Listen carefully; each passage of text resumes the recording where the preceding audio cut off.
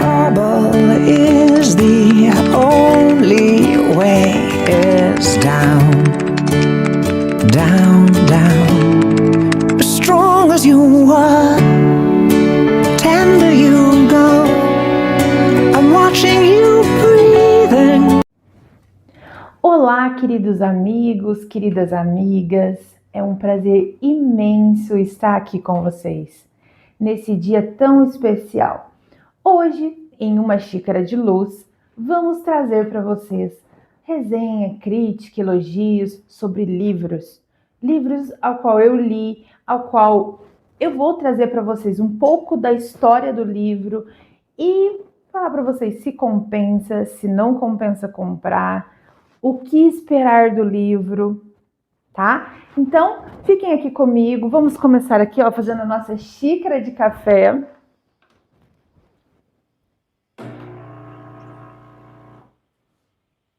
Enquanto ela faz, eu vou aqui mostrar para vocês qual o livro de hoje. Hoje teremos esse livro que se chama Amargo Regresso. Ele é um livro de Mário Suriani. Então, vamos aqui pegar o nosso cafezinho, né? Vou colocar aqui meu adoçantezinho.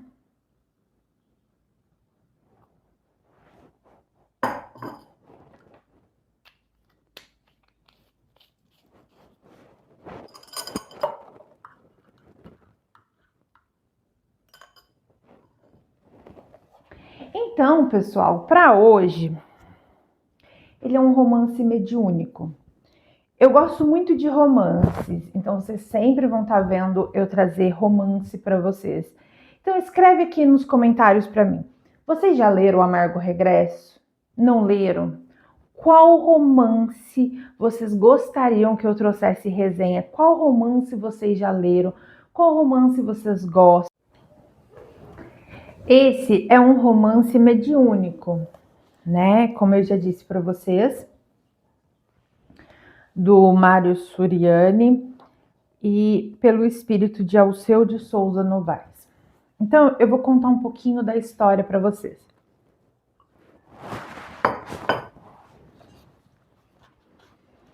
A história desse livro, ela se faz em uma fazenda chamada Fazenda Pombal, lá pelo século XIX.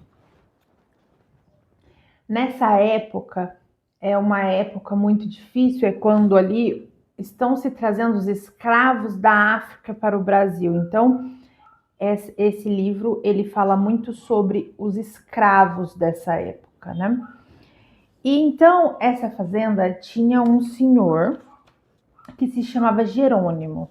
Ele era o dono da fazenda, tá? O senhor Jerônimo, ele era uma pessoa malvada, uma pessoa maldosa, e ele escolhia a dedo cada funcionário seu ali para fazer parte. E esse funcionário, ele tinha que ser tão mal quanto ele, tá? Então, já no início, a gente vê que Jerônimo, ele falece, ele morre, ele desencarna, né? E o filho mais jovem dele, o filho dele, ele só tinha ele de filho lá, um filho jovem, assume a fazenda. O nome desse filho é Paulo. O Paulo, ele não era de todo mal, só que ele era omisso às coisas que aconteciam à fazenda.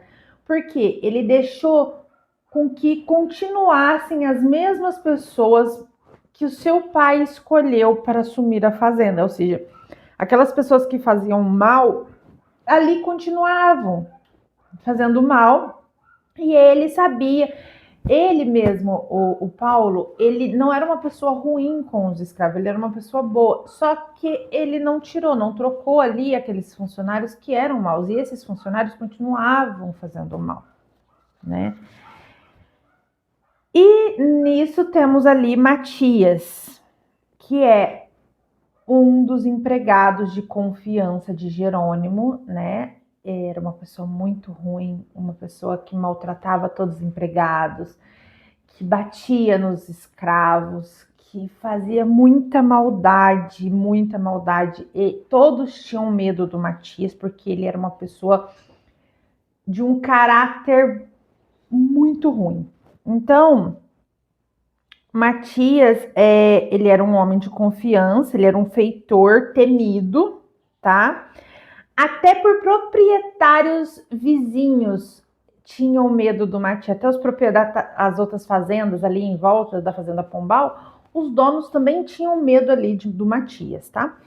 E também nessa época chegaram novos escravos, e junto deles temos a escrava que fará toda a trama desse enredo que se contará aqui nesse livro, que é a Maria Auxiliadora. Maria Auxiliadora era uma mulher linda, maravilhosa, muito bonita.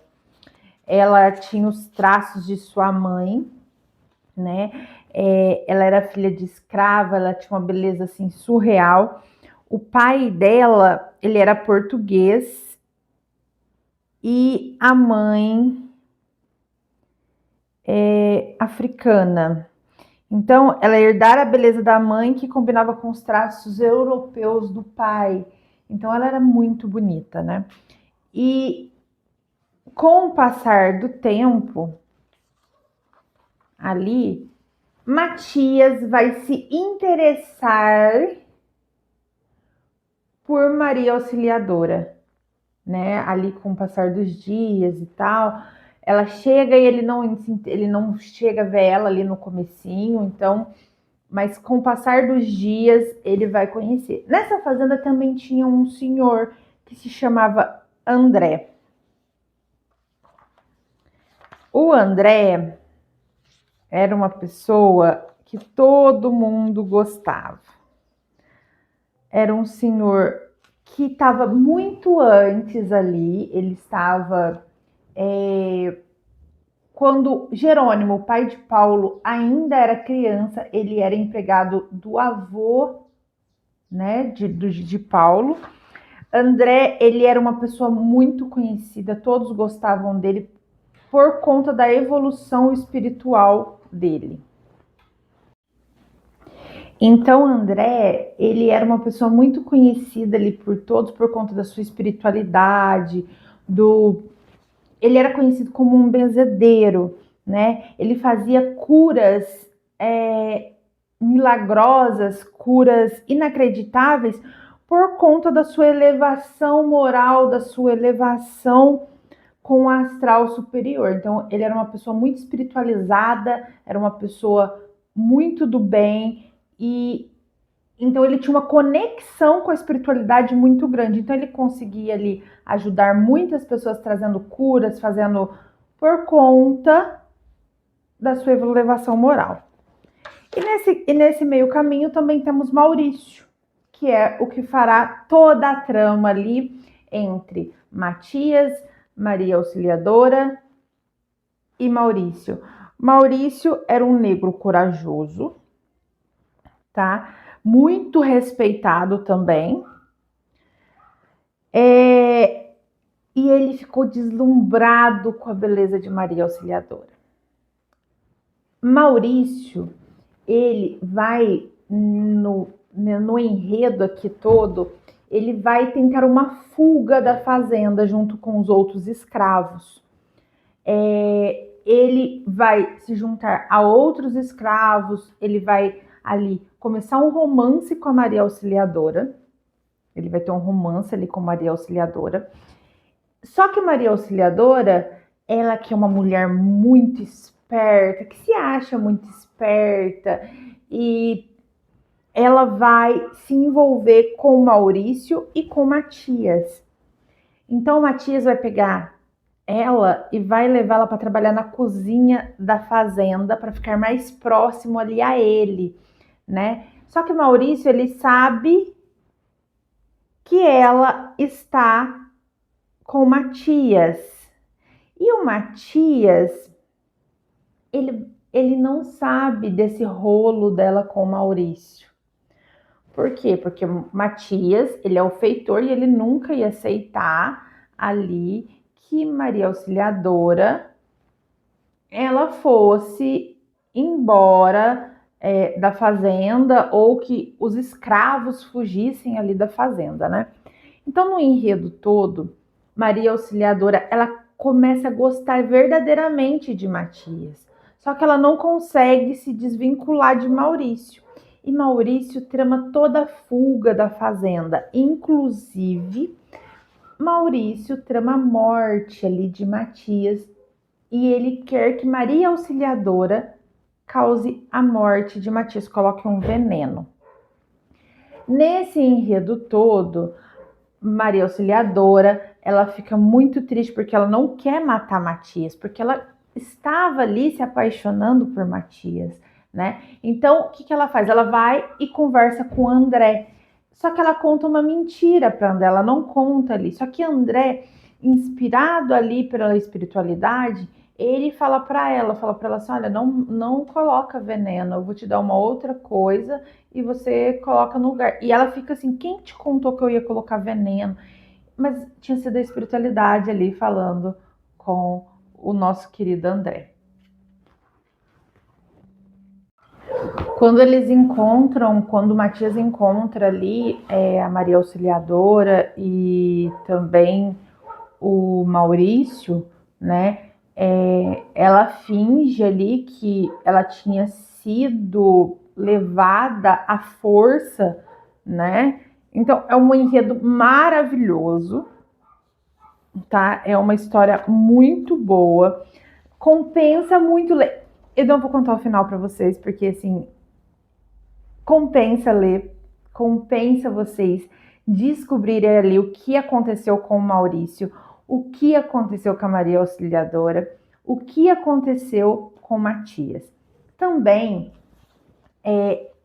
nesse livro, veremos também uma segunda parte da história. Ele conta ali todo o enredo do que aconteceu e tem ali uma segunda parte que é contando depois de um tempo, quando Paulo ele falece, ele desencarna ali, o que acontece quando ele volta, quando Jerônimo volta.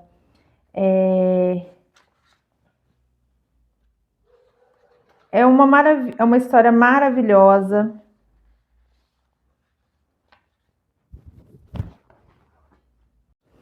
Então conta lá quando Paulo ele desencarnou, né? Que ele foi para onde ele foi, o que aconteceu, como Paulo voltou. Então, assim, é uma história muito interessante de se ler para quem gosta de leitura que fala sobre escravos, sobre séculos, os séculos passados. É uma história maravilhosa, é um enredo muito gostoso. Eu vou ser bem sincera para vocês, assim, ó. A história é maravilhosa. Eu, Renata, acredito que poderia, sim, ser maior o livro, ter mais, porque ele é um livro de 222 páginas. Eu acredito que dava para ter trabalhado mais nesse livro, assim, ser um livro bem grande. Porém, a gente tem que lembrar que são livros psicografados, então quem conta essas histórias são os espíritos, né? Que conta para o médium ali, o escritor, para que ele escreva, né? Mas é uma história, assim, maravilhosa, tá? E compensa muito ler esse livro, tá? Então, quem tiver interesse, o nome dele é Amargo Regresso, tá? Conta para mim aqui nos comentários se vocês já leram, se vocês nunca leram, se pretendem ler. Me indiquem livros que vocês gostariam, falam assim, eu tenho vontade de ler esse livro, mas esse romance aqui, mas eu não sei, eu não tenho ele, queria saber uma resenha dele. Então, eu venho aqui, conto um pouquinho da história para vocês. Temos mais livros sendo preparados. Tem muitos livros bons que eu li e que eu venho trazer para vocês. Um grande abraço, espero que todos vocês tenham gostado dessa uma xícara de luz aqui comigo. Espero que vocês tenham uma ótima leitura, que façam a leitura um hábito. E espero você no próximo Uma Xícara de Luz. Fiquem com Deus.